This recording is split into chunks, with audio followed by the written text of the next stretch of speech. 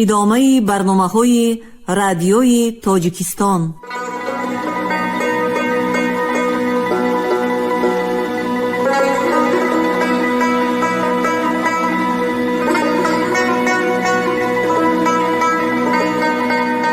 السلام علیکم شنونده های گرامی، با توجه شما گفتاری ادبی از سلسله خوانش بدیعی اثر نویسنده بزرگ تاجیک صدرالدین عینی، یادداشت‌ها در قرائت عبدالرشید خوجامقلوف. قسم 4، گفتاری 108. این خانه ز خشتی کهنه انداختم، در وی جشن زرفتگان ساختم، تا اهل زمان ما بدانند که من یک عمر جوانی به چی ره باختم. مؤلف.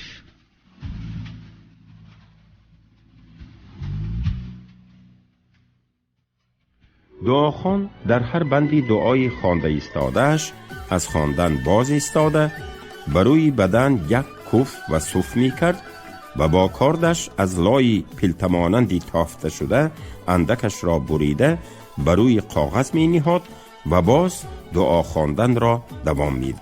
دعاخوان به همین طریقه دعا خوانده لای را تماما بریده بروی کاغذ پرتافت. بیمار را به خیسته نشستن فرمود و بیمار که خیسته نشست لایهای بریده شده را به آن کاغذ پیچانده به دست او داد و گفت: این را از شهر برآورده به یگان جوی کلانی پر آب پرتایید که نیست شده رود. و با آهنگی تاکید علاوه کرد: احتیاط کنید که یگان گرد هم از این لای در شهر و در بین مردم نافتد، زیرا با زوری دعا تخمی ریشته از بدنتان برآمده به این لای آمیخته است. اگر در بین مردم افتد عجب نیست که یگان مسلمانی دیگر به این درد گرفتار شود. بیمار کاغذ پیچ را گرفته در کیسه خود نهاده و از آنجا تنگه های سفید را برآورده به دعاخوان پیشکش کرد. دعاخوان پول را به دست نگرفته روماری را که در پهلویش پهن کرده شده بود نشان داده به آنجا پرتافتنش را اشاره کرد. بیمار این اشارت را به عمل آورد. در وقتی که من در آنجا بودم بر روی رومال قریب 200 تنگه بر این تنگه های نقره ضرب بخارای شریف پهن شده خوابیده بود. من دعا خواندن رشته‌دار دویم را هم از نظر گذرانیدم که دعاخوان به این بیمار نیست همان معامله را کرد که به رشته‌دار یکم کرده بود. این بیمار شاید از بیماری یکم داراتر باشد که صدای جرنگاسزنی تنگه های بروی رومال پرتافته او از اولی بلندتر به گوش رسیده بسیارتر نظر دادن او را به بیماران معلوم کرد. چون نوبت به بیماری سیوم رسیده به من نزدیک آمده بود، من خود را مانندی آدمی تنگ شده به نظر وانموده پیچ و تاب خورده از حجره برآمده رفتم. وقتی که موسم رشته براری به آخر رسیده این بیماری در بین مردم کمتر شدن گرفت، هر دو دعاخوانی سوداگری پیشاوری یک باره از بخارا گم شدند. آنها که به رشته کسی فایده نرساندنی دعای خود را از همه خوبتر می دانستند، شاید با عیب فریبگریشان از هجوم مردم علم دیده به خودشان ترسیده کاری تجارتی خود را خنداشته یا به همپیشگان خودشان سپرده از شهر به در کنده رفته باشند.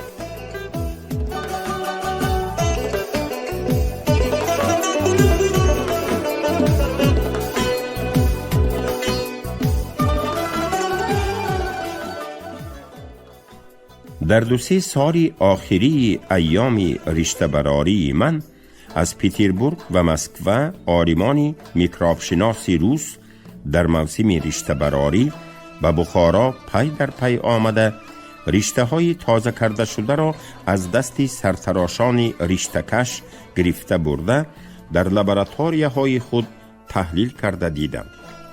هرچند نتیجه تحقیقات آن دانشمندان به اهالی شهر بخارا رسما معلوم کرده نشده باشد هم، به واسطه کسانی معتمد به من معلوم شد که آنها سبب اساسی رشته را در آب حوضهای بخارا یافته‌اند و این هم معلوم شده است که بعد از صافکاری کرده از داکه گذرانیدن آب هم تخم‌های به نظر نانمایان رشته میمانده است.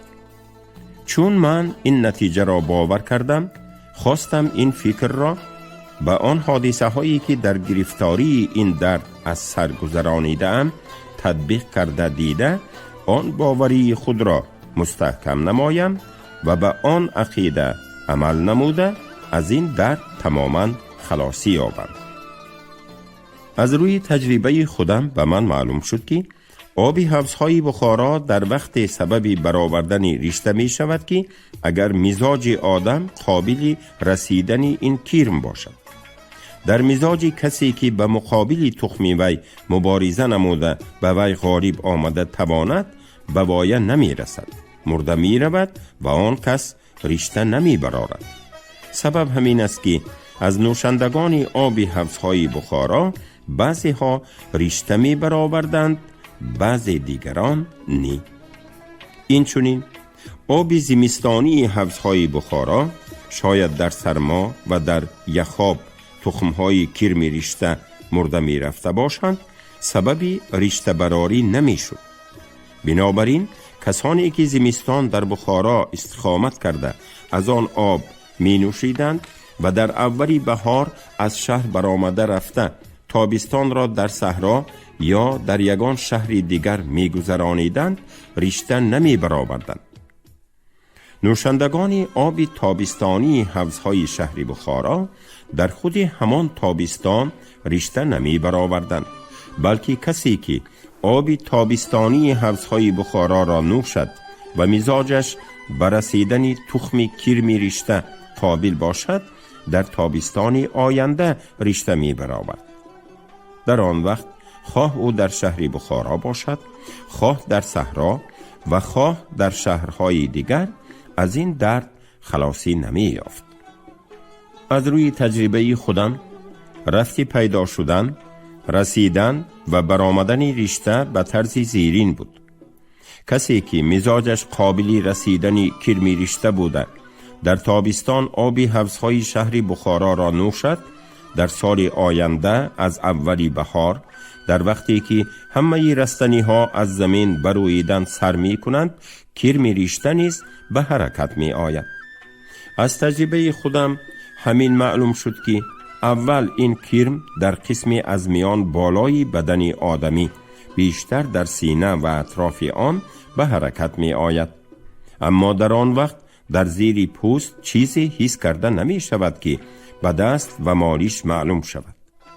من که بسیار رشته برآوردم و همیشه عملیات کرم آن را از زیر نظر دقت خود نمی گریزاندم، پی می بردم که چیزی در درون ترین مغز گوش جنبش دارد و از بالا به پایین بدن نگاه کرده حرکت می کند.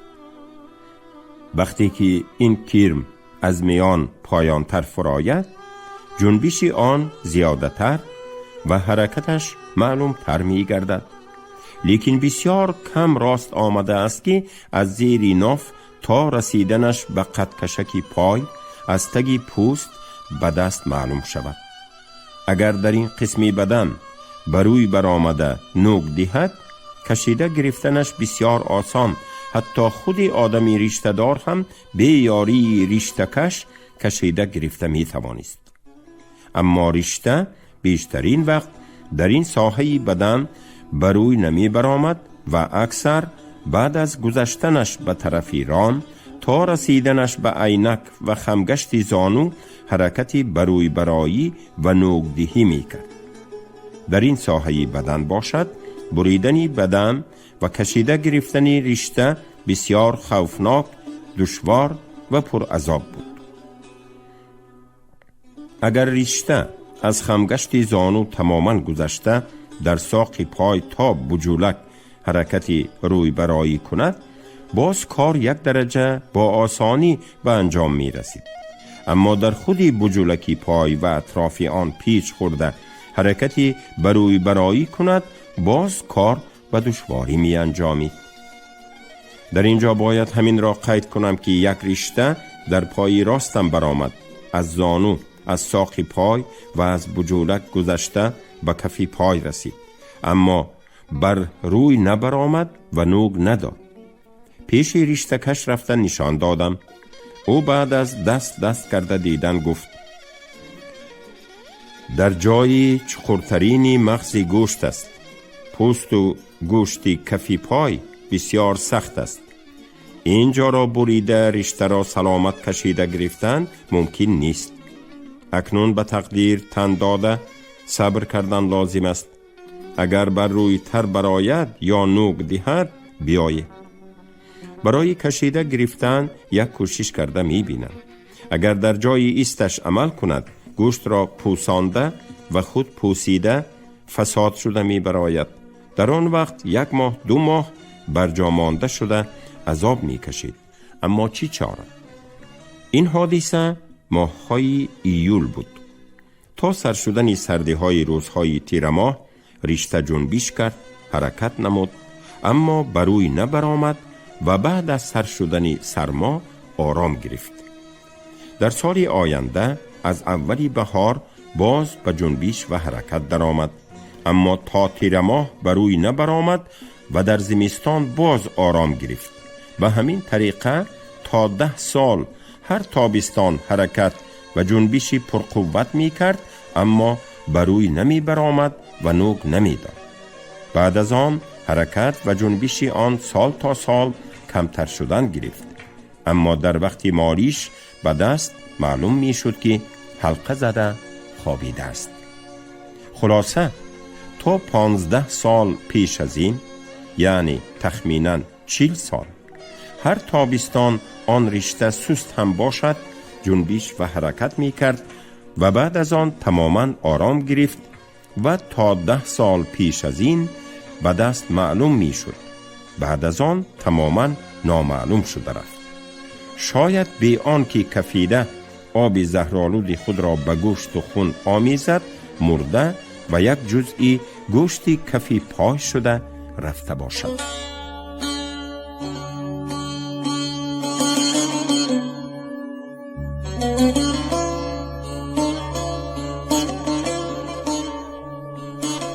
چون من باوری قطعی حاصل کردم که ریشته از نوشیدن آب حوضهای بخارا پیدا می شده است، آب خامنوشی را تماما ترک کردم و از این درد تماما خلاصی یافتم. این حادثه در سال 1930 بود. درست است که بعد از 7 سال دیگر در سال 1910 من باز یک دانه ریشته برآوردم، اما ثانیها با اقرار یک دوستم معلوم شد که او برای آزمایش یک تابستان به من 2-3 بار آب خام را آبی جوشانده شده گفته نوشانده است.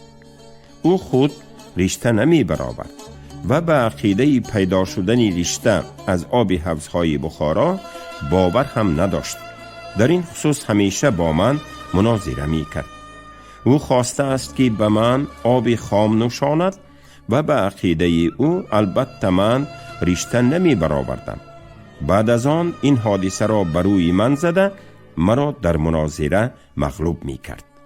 اما با یک باری دیگر عذاب کشیدنی من هم باشد، مجبور شد که از عقیده خود برگردد و در مناظره مغلوبی من شود.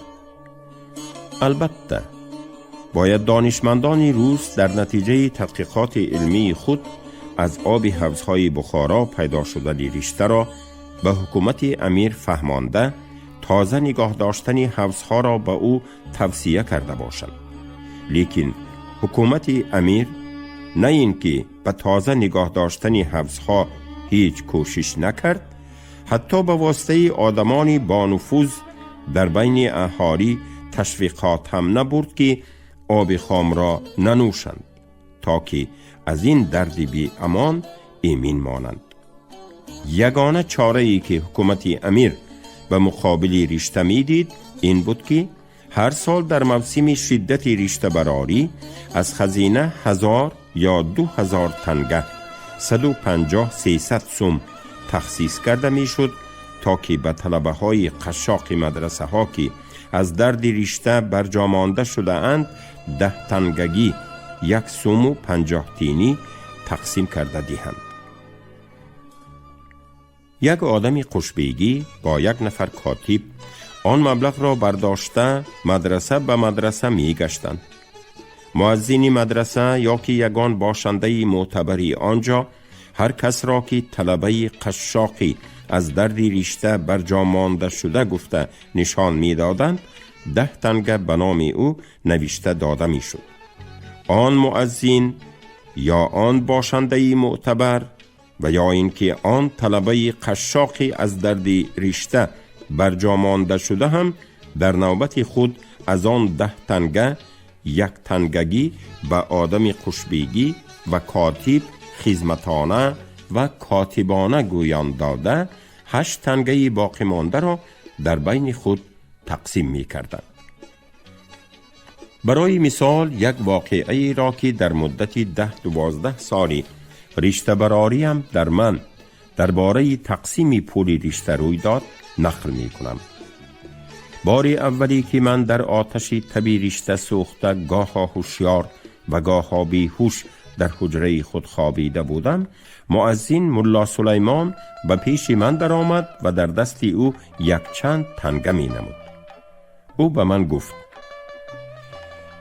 به مدرسه رشته پولی آمد.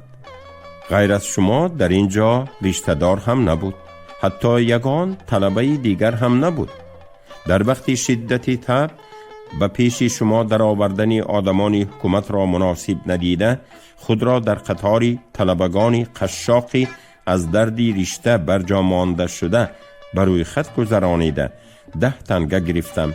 از این مبلغ 2 تنگه اش را به آدمان حکومت دادم. از 8 تنگه باقی مانده چقدرش را شما خواهید و شما می دهم و باقیش پیش من می ماند. همه‌اش پیش شما ماند گفتم من، چون که شما به من در این بیماری بسیار یاری دادید و یاری داده ایستاده اید. من که چیزی ندارم به شما خدمت هدیه کنم، هیچگاه پولی از هوا خودتان به دست در آورده را از دست شما نخواهم گرفت. دیگر این که حاضر من به چیزی احتیاج ندارم، چون که دلم چیزی نمی طلبد. حق مرهم را شراف جام به طریق قرض داده ایستاده است.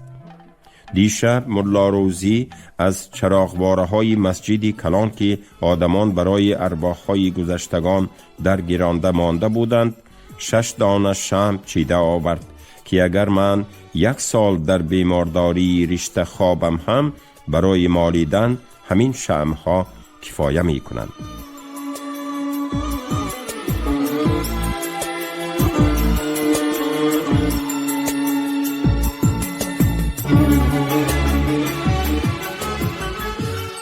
مؤذن درباره زود سلامتی یافتنم دعا کرده خرسند شده رفت.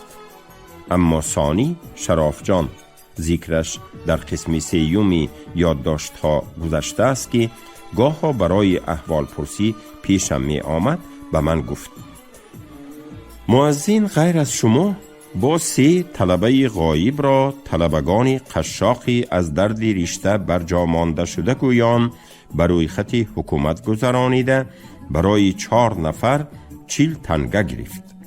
آدمان حکومت هم که خدمتانه و کاتبانه گرفتند در پی تفتیش نافتاده گفته های مؤذن را تصدیق کردند. در سالهای دیگر که من در درون حجره از درد رشته عذاب کشیده می خوابیدم می شنیدم که بر بالای تقسیم پول رشته در بین طلبگان قشاقی از درد رشته برجا مانده شده و مؤذن و باشندگان معتبری مدرسه جنجال و خرخشه ها می خیست و یکدیگر را دشنام ها می دادند. اما مرا کسی به یاد هم نمی آورد که فلانی از دردی رشته عذاب کشیده خوابیده است.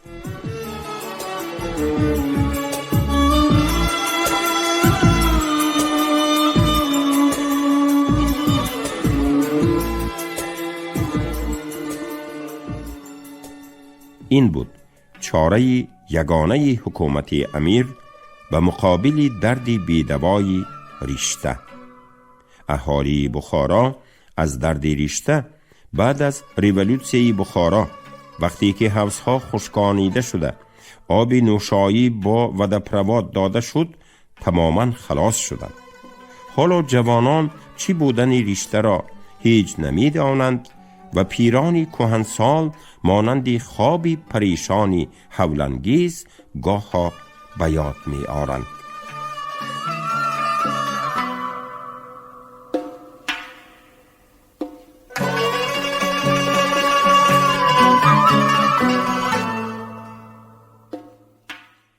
در آخر این باب یک واقعه وابسته به رشته براریم را که از سر گذراندم می خواهم یاد کنم. باری یک رشته در ساق پایم نوک داد. استا حکیم برای بیمار بودنش به دکانش نمی آمد. ناچار من برای کشاندن رشته به پیش سرتراش رشته کشی دیگر رفتم. او بعدی از نظر گذرانیدن جای رشته برای کشیده گرفتن رشته بریدن بدن لازم نیست. استا حکیم بیهوده آدمان را عذاب داده گشته است، گفت و علاوه نمود. من برای نبریده کشیده گرفتن رشته مرهمی یافتم که به سبب 2-3 بار مالیدن رشته خود به خود از بدن برآمده می رود. به یاری رشته کش خودتان هم کشیده گرفته می توانید.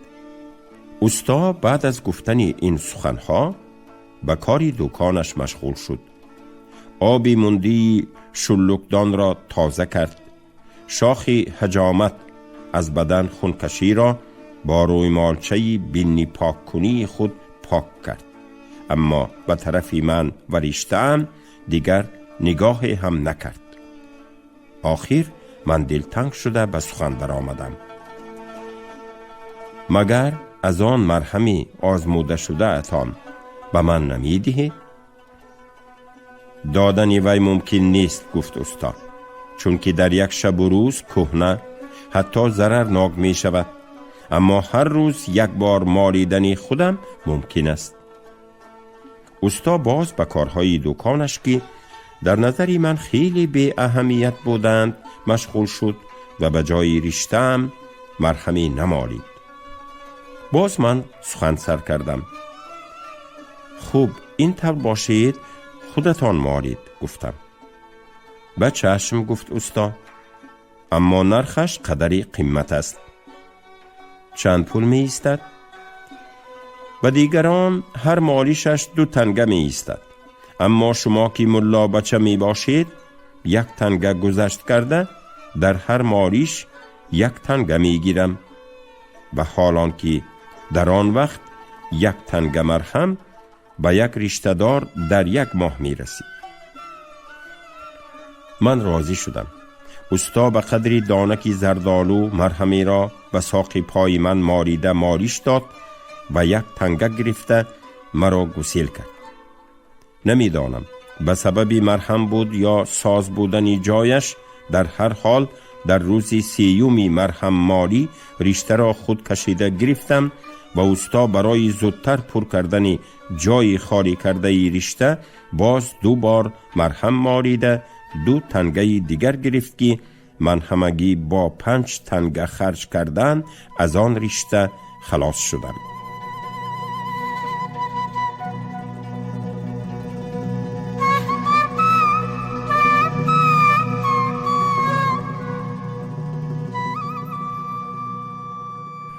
در خودی همان سال، در وقتی که من تهیه صحراروی داشتم، در ران پایم رشته معلوم شد. من در دل خود فکر کردم در صحرا نه استایی رشته کش هست و نه مرهمی رشته. هرچند حاضر در شهر هم مانند استا حکیم رشته‌کشی ماهر نیست، اما مرهمی از تجربه برآمده هست. مادام که تیاری آن مرهم در یک روز کهنه و ضررناک می شده است، بهتر آن است که برای فایده بردن از آن مرهم در شهر مانم. اما ثانی به خاطرم رسید که روی خط مرهم را از استا گرفته، اجزای خام وی را از بازار خریده به صحرا بردن ممکن است و در وقتی در کاری در صحرا کم کم پخته کار می فرمایم. برای این کار در وقتی حاضره که موسم خربوزه و انگورپزی است، در شهر مانده بدن مانده شده را از ذخیره شیره یک ساله محروم کردن درست نیست. پیش استا رفته روی خط اجزای مرهمش را پرسیدم. بسد ناز و نوز بعد از 5 تنگه گرفتم روی خط مرهمش را داد که نسخه برداشته گرفتم. در آن روی خط طرز ترکیب و پختنی وی هم نشان داده شده بود. بعد از خریدن اجزای مرهم از عطاری که همگی 1 تنگه قیمت داشت صحرا رفتم. در آنجا دیر نکشیده رشته به حرکت در آمد. من هم مرهم را پخته مالیدن گرفتم. در وقتی کار فرمودن مرهم حس کردم که این غیر آن مرهم است که استا به پایم مالیده بود، چون که وی پوست پایم را نرم می کرد. این باشد سوزانده پوست را سخت کرده ایستادگی بر این می شد. هرچی باشد مرهم مالی را دوام دادم. بعد از چند روز رشته نوک داد، اما با کشیدن از جایش نمی جنبید و به گوشتی بدن یک شده ماندگی بر این می نمود. عاقبت در یک وقتی که برای کشیدن سخت‌تر و عصبیانه کوشش کردم، رشته کنده من در حالتی افتادم که در سال اولی رشته براریم افتاده بودم. آخر بعد از 2 ماه بستری شده خوابیدم، امکان یافتم که به شهر برگردم.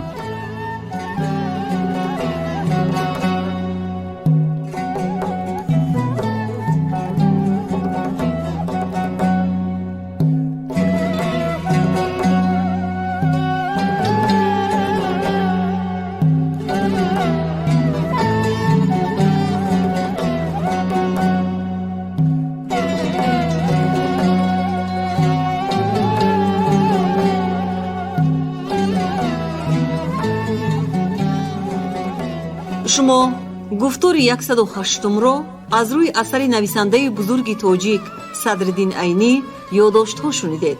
راوی عبدالرشید خوجامقلوف، کارگردان شیرعلی نغزلی.